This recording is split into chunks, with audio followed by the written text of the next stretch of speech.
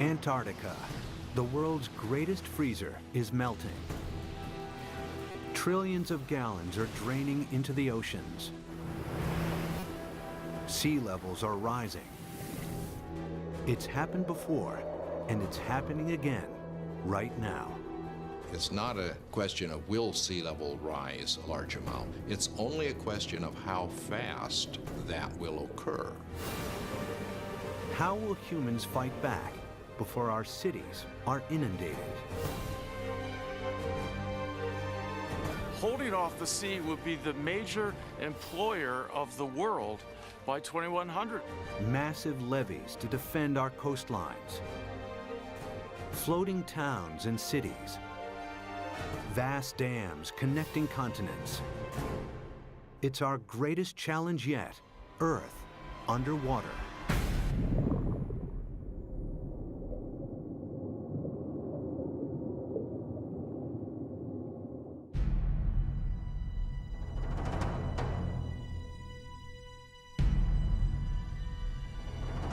This is New York in the 24th century. Sea levels have risen by 120 feet. Manhattan is flooded. What could cause such a terrifying scenario?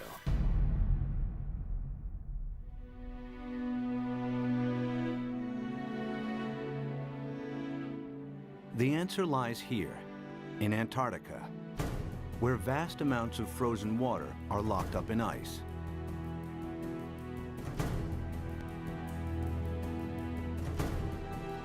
Some of Antarctica's ice sheets are more than 2 miles thick. If melted, this ice would dramatically raise sea levels. And the melting has already started. Taxi Jackson, please.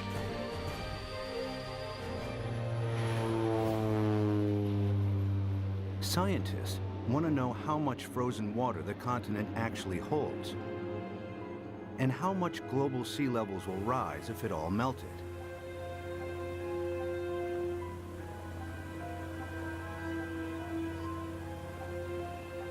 Specially equipped aircraft send radar beams deep into the ice, which reflect off the bedrock and measure the depth of the ice sheet.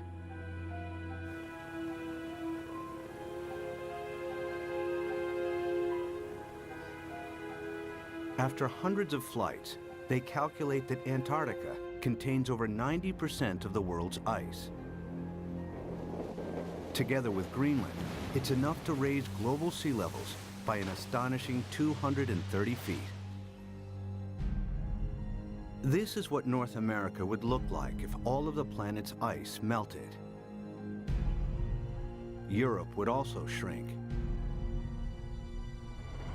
London's Tower Bridge would become a solemn monument in the sea.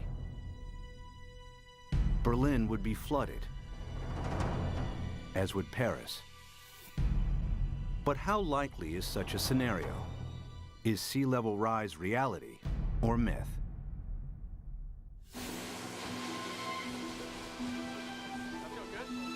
Professor Peter Ward is a paleontologist and astrobiologist. He's written extensively on the history of life on Earth.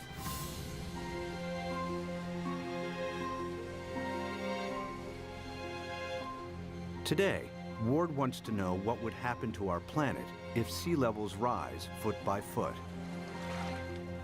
Somebody give me a zip here. The journey begins in the Florida Keys, a chain of islands south of Miami.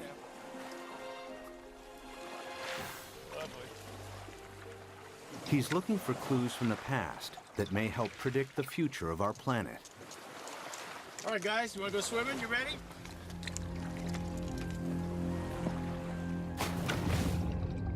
Just a few feet below sea level are banks of coral that have been at this location for over 4,000 years.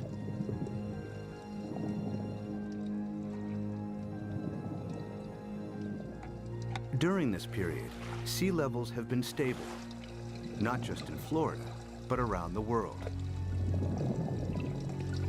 Who's going swimming with me? Come on, boys. But it hasn't always been like this.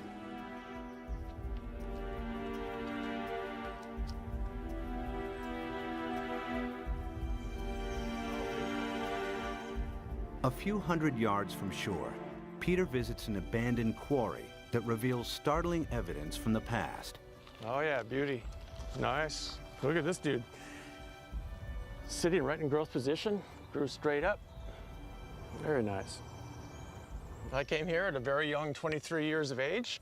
Our professor brought us to this quarry and said, this is a perfect reef, and it is. Look at this big coral sitting right in place. This is how corals grow straight up.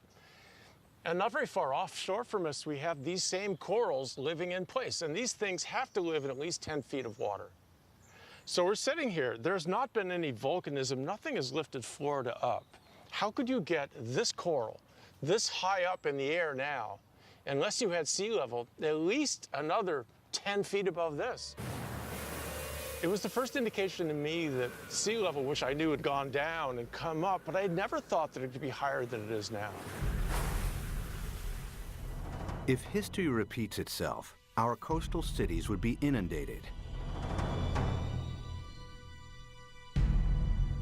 Sea level rise is not a myth. It could happen again, just as it's happened before.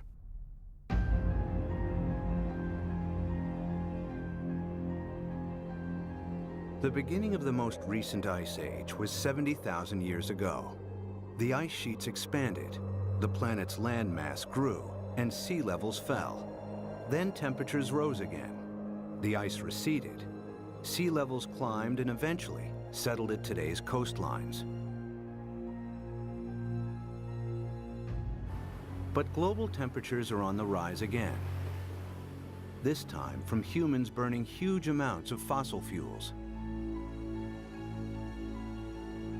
They produce CO2 and other greenhouse gases that heat up our atmosphere. Whenever global temperatures rise, sea levels follow. We have emitted so much carbon dioxide that the amount of carbon dioxide in our atmosphere has increased by about 1/3 in the last 100 years, and it is now higher than any time since at least 1 million years. We expect about 3, 4, even 5 degrees centigrade warming in this century. The warmer it gets, the faster the sea level rises. That means sea level rise will get faster and faster as we heat up the planet more. Of course, predicting future sea level rise is difficult, as the planet has never before experienced the dramatic increase in CO2 of the last 100 years. But Professor Rahmstorf's climate model predicts a maximum 6-foot sea level rise this century, as higher temperatures kick in.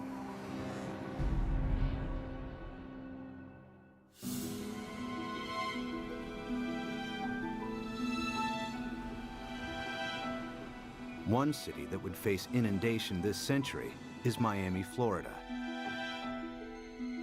Just a few feet above sea level, it has virtually no defenses against a rising ocean.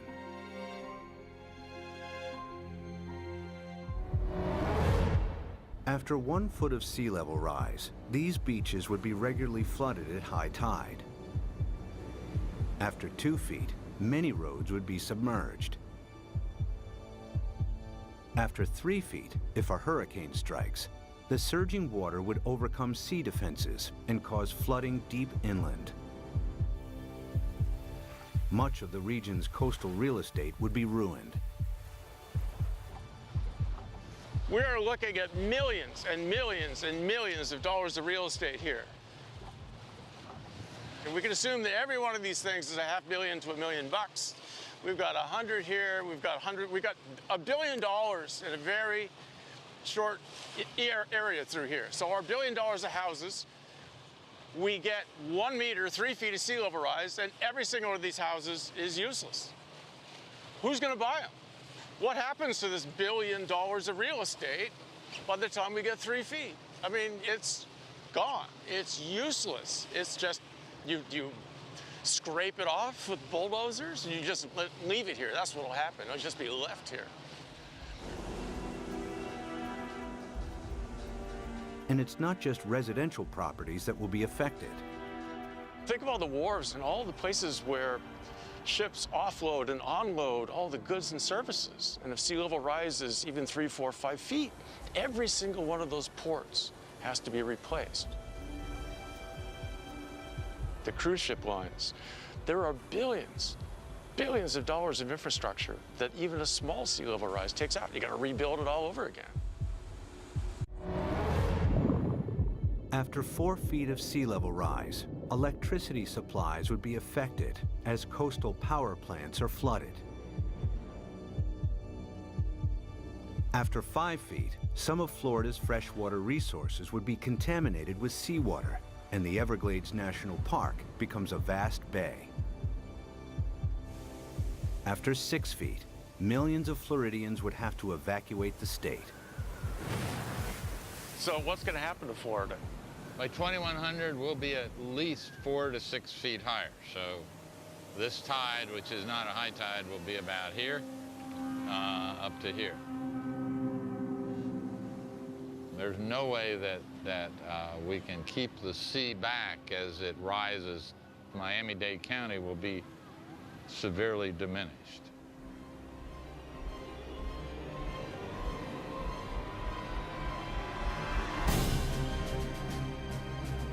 By 2100, after 6 feet of sea level rise, Miami would look like this.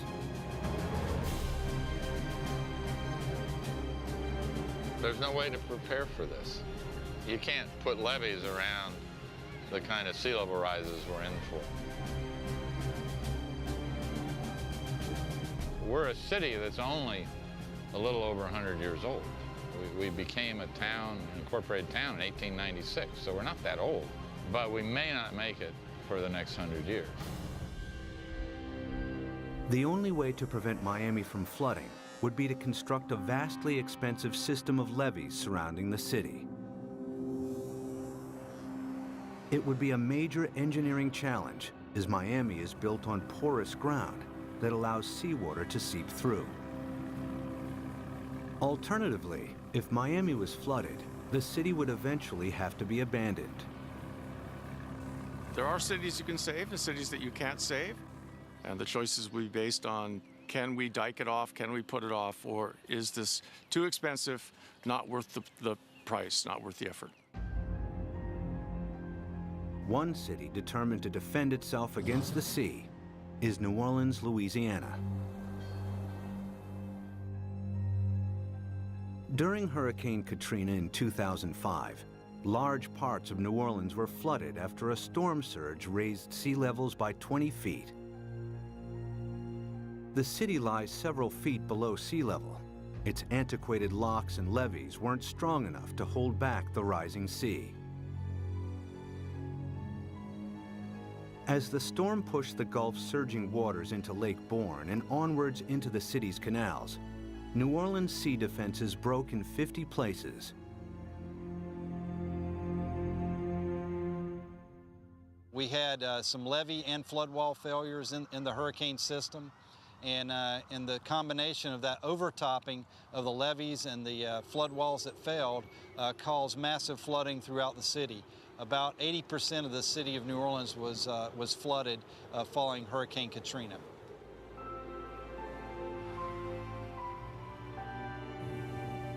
It took weeks before the floodwaters were pumped out and residents were able to return. Among them were Victory Wallace Taylor and her son Peter, who returned home to a badly damaged house. The flood was very bad. They wouldn't let us come and see about our house. It damaged my heart a little bit because I'm afraid for the flood. Like if a flood come in again, I don't know what to do because I think I might panic this time. I don't know.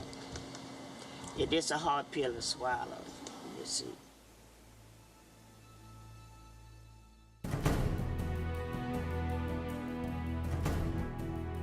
To prevent New Orleans from flooding again, the U.S. government is investing billions of dollars in the city's sea defenses. Along the riverbanks, the U.S. Army Corps of Engineers is strengthening New Orleans' levees and locks. Their work here provides future insight into the kinds of construction that may be needed to protect coastal cities around the world against rising sea levels. We learned a lot of key lessons, and some of the key lessons learned were incorporated into the designs for the Greater New Orleans Hurricane Storm Damage Risk Reduction System. And that system is a series of many different aspects. It has flood walls, it has pump stations, it has levees. There's the series that we call the multiple lines of defense. New Orleans defense takes a unique approach against the rising water by confronting the enemy itself. The flood surge that broke its sea defenses approached the city from Lake Bourne, a lagoon east of New Orleans. It's here where the U.S. Army Corps of Engineers is focusing its efforts. What we've done now is we've moved the defense of the city out. We're about 12 miles from downtown, about 8 miles away from the 9th Ward, which is flooded. What we've done is we moved the protection from downtown, the heart of the city, left it in there, improved it. We've moved all the way out here, 8 miles out to the edge of Lake Bourne, where we now have this brand new structure which works as a primary line of defense. New Orleans is made up of the best topsoil from the United States that came down the Mississippi River and built up down here.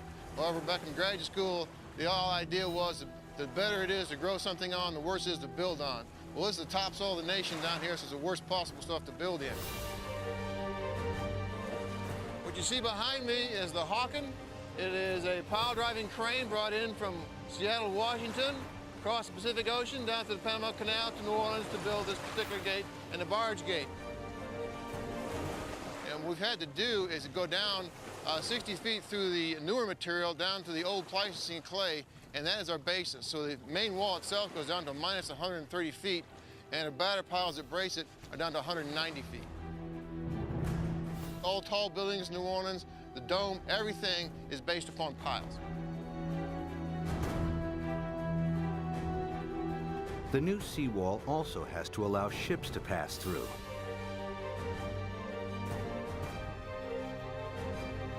Dry cofferdams are put in place to construct barge and sector gates. The concrete is poured, the dams are flooded, and the gates can be completed.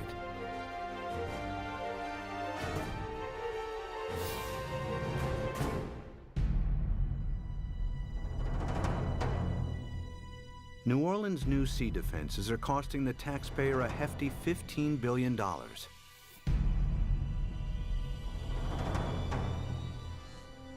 But their design only accounts for storm surges that build from sea levels today.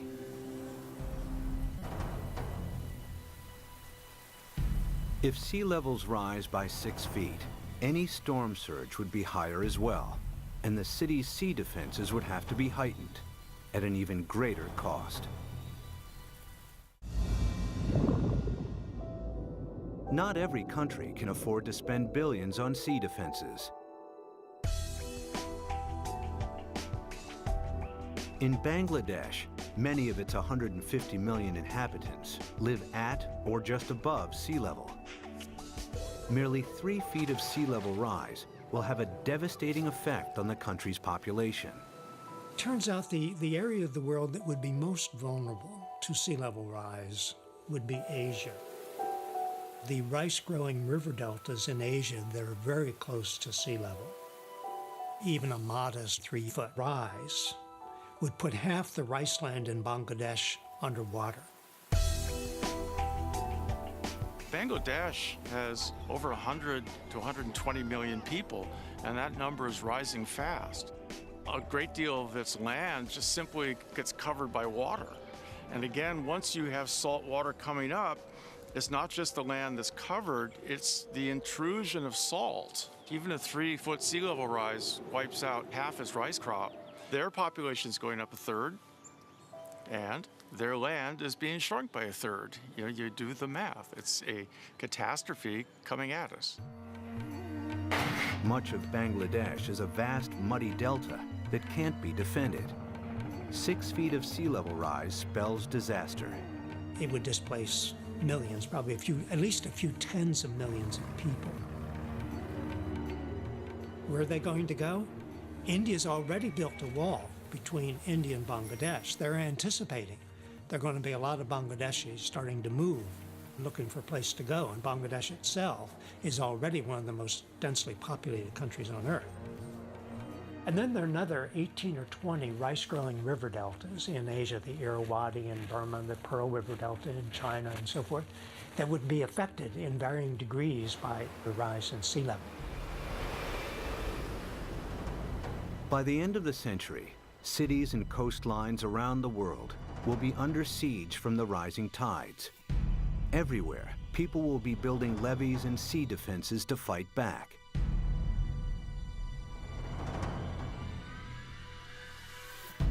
But sea level rise won't stop at 6 feet. They're likely to rise at an even faster rate. As the predicted melt of Greenland and Antarctica accelerates, exposed cities may not have time to build new sea defenses. Clues about the speed of future sea level rise are found during the time of the last ice age. As global temperatures rose, the planet's ice sheets melted into the sea. Sea levels increased by a staggering 390 feet until they settled at today's levels. How fast did this happen? The answer may help predict how quickly sea levels could rise in the next century, and how much time we have to defend our coasts. Professor Rick Mortlock is one of the world's leading experts on past sea level rise. He and his team collect fossilized coral from the seabed.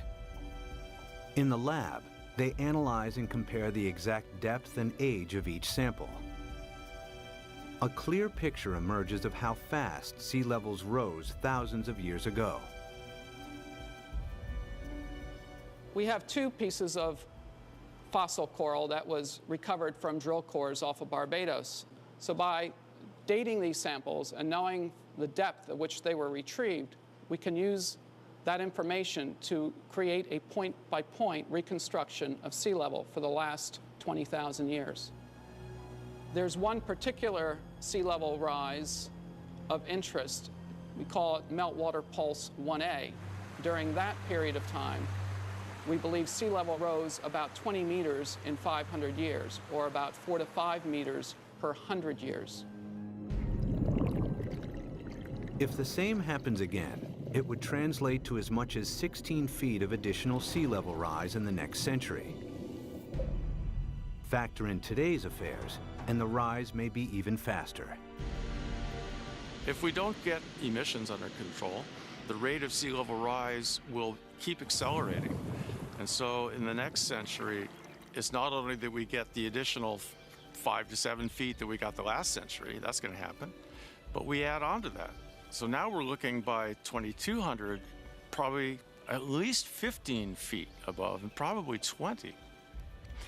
By 2100, the cities will know that they are doomed. The coastal cities, anyway.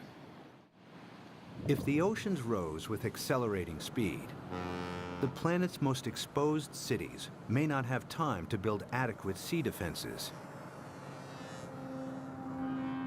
Sea levels would rise by 16 feet per century. New Orleans could flood, followed by Miami.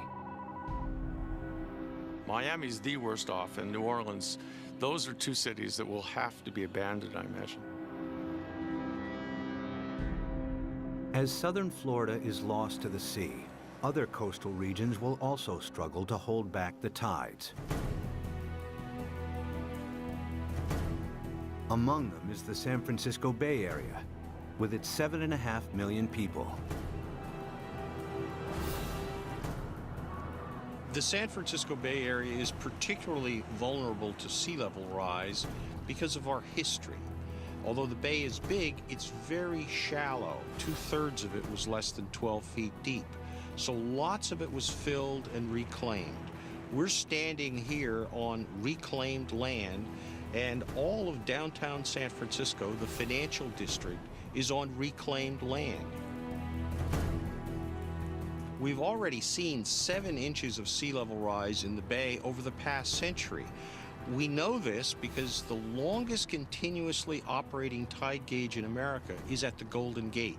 So we have 154 years of data. We're just now beginning to realize with accelerated sea level rise, we're going to have to prepare and have a new plan for how we deal with it in the Bay Area. If sea levels rose by an additional 16 feet per century, hundreds of thousands of people would lose their homes in the Bay Area.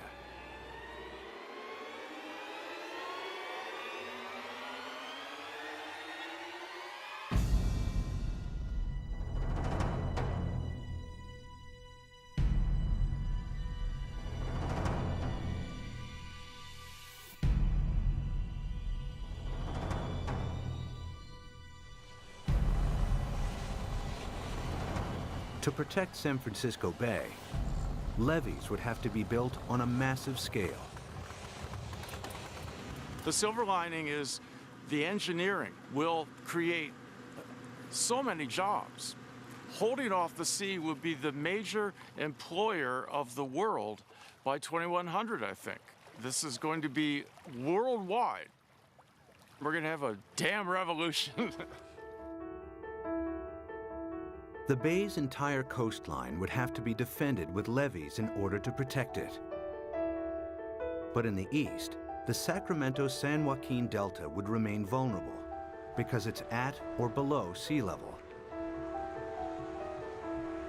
The Delta has some of America's most fertile farmland. The most important part is food. It's unbelievable the proportion of human food that comes from land that is at sea level, not necessarily right next to the sea, but at an elevation that will be impacted by sea level rising. Sea level rises a little, all those fields next to it, even if they're not covered by the sea, are rendered useless for human crops by the sea. If the Delta and its farmland were lost to the sea, California's food supply would be in jeopardy. The Delta is also one of the main sources of fresh water on the American West Coast. This is the hub of California's water supply. 26 million people drink water that comes from this estuary. That's a huge number. 2/3 of the population of California gets water from this estuary. If you raise sea level even a foot, you know, which in our mind isn't all, as geologists, that doesn't seem like much, yeah, but that's common, yeah. If you raise sea level a foot, the work that we've done suggests that you will salt up this end of the Delta, even if the levees all stay together, even if they don't fail. If sea levels rise by 6 feet this century, local rivers will be contaminated with salt, and California's main fresh water supply will be lost. In the next century, after an additional 16 feet, the entire delta will be claimed by the sea.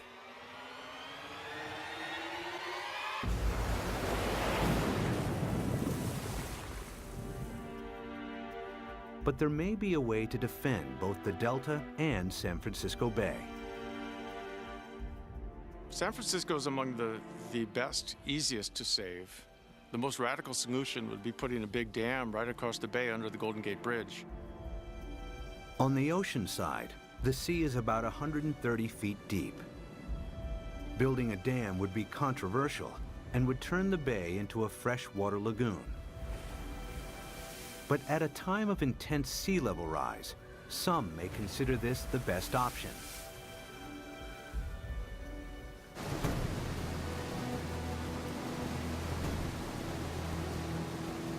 Using cutting-edge technology, huge dredgers could pick up sand from the seabed nearby and deposit it as the dam's foundation.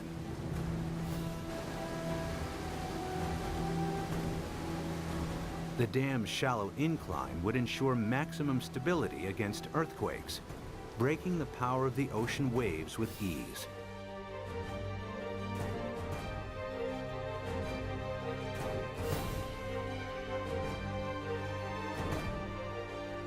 Vast pipes and pumps would be installed to keep the bay's river water flowing out to sea.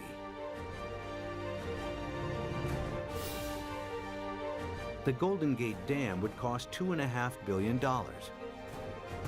and could be heightened to deal with any sea level rise in the future. San Francisco and the Bay Area would be saved.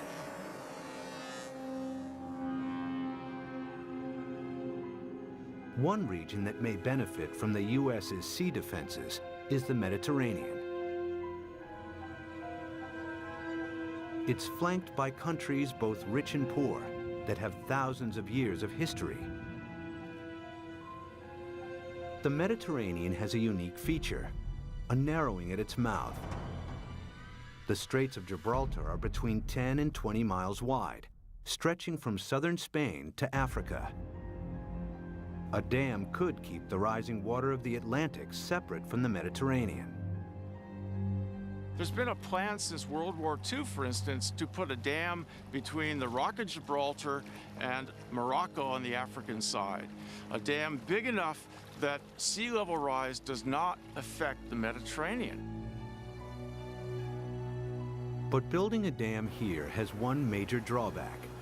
Every year, the Mediterranean loses 2 feet of sea level through evaporation that is compensated by the inflow of water from the Atlantic. The dam would cut this off. In the case that you build a dam in the Gibraltar Straits, there will not be the flow of water from the Atlantic. So in the case that you cut the flow, so there will be a evaporation, there will not be compensation, and there will be a permanent drop of the water level. After years of evaporation, the Mediterranean would turn into a stagnant saltwater lake. Eventually, the sea would dry out. And if then the sea level would rise, let's say another... Sea defense engineer Peter Janssen maps out possible solutions on how to keep the Atlantic flowing while building the world's largest super dam.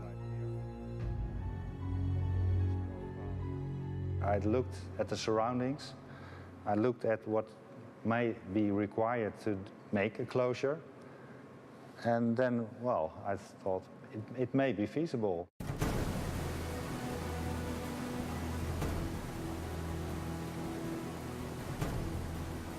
One of Janssen's solutions is to use the same building techniques applied to the Golden Gates. The dam would be 20 miles long and tower 1,250 feet above the seabed, the same height as the Empire State Building.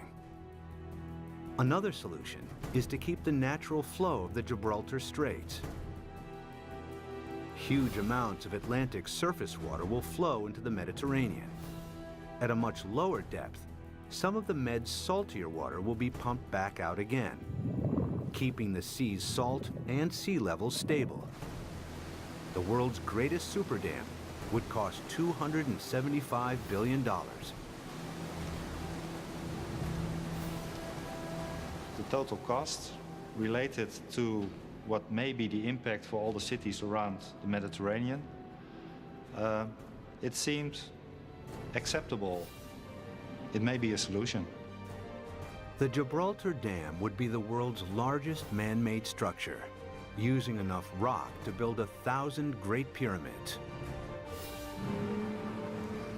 Although the dam would cut off the migration of marine life between the Med and the Atlantic, it would save the entire Mediterranean coastline from flooding.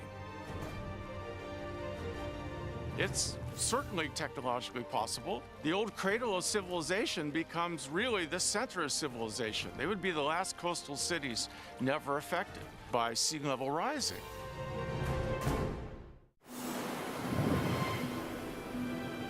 By the end of the next century, sea levels could rise by nearly 22 feet. Some cities may be saved through the construction of super dams. Others that can't be defended are lost to the sea. Exposed countries too poor to build defenses are flooded. Around the world, hundreds of millions are displaced. It's likely that by the 23rd century, the ice sheets will melt at an even faster rate, and that the oceans will rise with increasing speed. The planet's growing population and a continuing hunger for cheap energy could make it worse. The problem that I see again is the number of people. Every new person is going to want housing. Every new person is going to need food, obviously, and want transportation. Let's say that all of us cut our gas emissions. So 6.5 billion of us cut down by a third all our usage, and then we raise the population by a third. All those new people are just adding back to what we've cut away. Some scientists believe that our CO2 levels could quadruple over the next centuries. It would mean reaching CO2 levels last seen over 50 million years ago, when there was no ice on the planet and when sea levels were more than 230 feet higher than today. In the worst case, if we are so foolish as to burn all the fossil fuels so that carbon dioxide increases to more than 1,000 parts per million, then there's no question we will melt all the ice on the planet, which would mean a 75-meter or almost 250-foot rise in sea level. It's not millennia. It's not going to take thousands of years. The forcing of humans is so large that it will do the whole job within a timescale of centuries, I believe. This is the worst-case scenario. CO2 levels triple, global temperatures dramatically increase, and the Antarctic rapidly melts. The world's coastlines are eroded as sea levels rise by an additional 50 feet by the end of the 23rd century. One rich city that would struggle to defend itself is London, Western Europe's largest metropolis. Its main river, the Thames, is tidal, and water levels vary by up to 22 feet. The Thames barrier defends the city against storm surges from the sea. If a tide is unusually high, the barrier closes its gates, and inner London is protected. If sea levels rise by 6 feet, the barrier would have to be replaced by a huge seawall upstream. But if they rise by 50 feet per century, there may not be enough time to build adequate sea defenses. It would be a disastrous situation. It would mean you simply can't inhabit the coastal areas because you will have a continually changing sea level. So we really do not want to go down that path.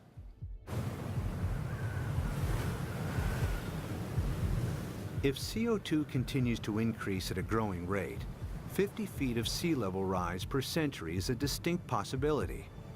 The swiftly rising oceans would bypass any new seawalls. London and large parts of England would be flooded within a few centuries. The worst case scenario is when we have maybe 4 to 6 feet within a decade. That's not the kind of thing where you sort of sell your houses and say it's going to be okay. But you're trying to get out of there without drowning. It's going to challenge the existence of civilization. One of London's most famous landmarks, the Tower Bridge, would become a somber outpost in the sea. I mean, there would be a degree of panic that we cannot imagine as each country tried to figure out how it somehow could survive. Rising oceans would seep underneath obsolete levees or breach areas where there wasn't the time or money to strengthen seawalls. The rapidly rising sea levels would soon overwhelm large parts of continental Europe. By the time all of the Antarctic's ice has melted, Denmark, the Netherlands, and large parts of northern Germany and France will be lost. Significant sea level rise may turn Berlin into a coastal town within centuries. Another 100 years, and the city would be lost to the sea. The rising sea would creep up the River Seine and find its way to Paris. With an elevation of 115 feet, the French capital would be vulnerable to sea level rise. After all of the planet's ice is melted, it will flood.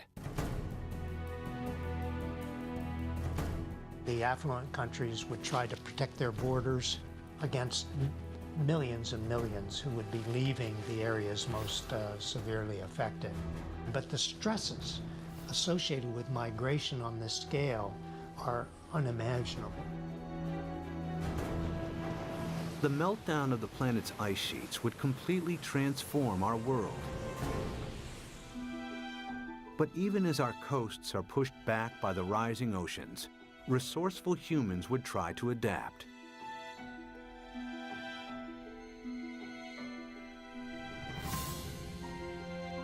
There are already plans to rescue New York.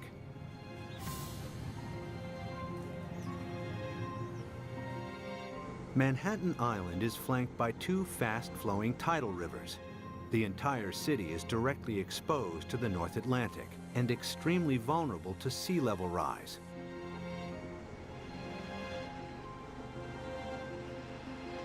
Professor Malcolm Bowman is an oceanographer and expert on the effects of sea level rise in New York.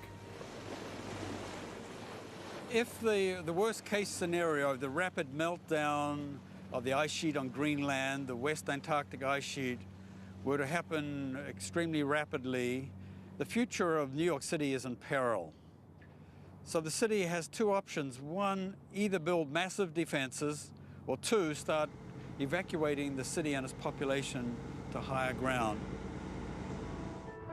The flooding of New York's underground installations would only be the first in a series of catastrophic events.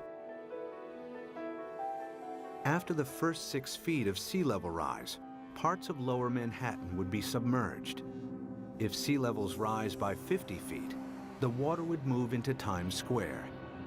Behind me is the Manhattan Bridge, with sea levels rising 250 feet. That bridge would have seawater lapping around the roadway. The New York City as we know it would not exist. But there is a way that New York might adapt even to extreme sea level rise. The idea is to build on water. Here in the Netherlands are several communities of floating houses. Koen Olthaus is a visionary architect who believes these houses are the beginning of a new trend in design and construction. So what you will see is that people go and design floating apartment buildings and really floating structures like 200 by 200 meters with roads on top of it and with cars on top of it and houses.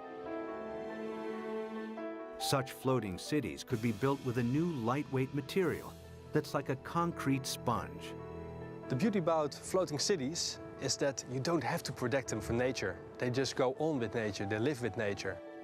And they will just go up and down with the water. Olthaus has designed a seawall to protect Manhattan, with floating districts attached to it. New York, we're going to build a new Wall Street around it, around Manhattan. So we can redesign the city around it, or even having floating leisure around it, floating agriculture. A floating New York is still in the concept stage. But one day, this may be the solution for hundreds of coastal cities facing inundation. The best silver lining of the whole thing to me is that it will require a united world. A world war against sea level will have to bring all of the squabbling governments to act together. The sea doesn't care what your national boundary is. It's an equal opportunity flooder. We will have to, as a planet, come at this in a united fashion. Whether it's the construction of massive seawalls or super dams, sea level rise will happen. The question is not if, but how fast and how much our oceans will rise. Much will depend on our own CO2 emissions. Humans will need all their ingenuity to meet the world's greatest challenge yet. When 7 p.m. feels like this, you must be watching the National Geographic Channel.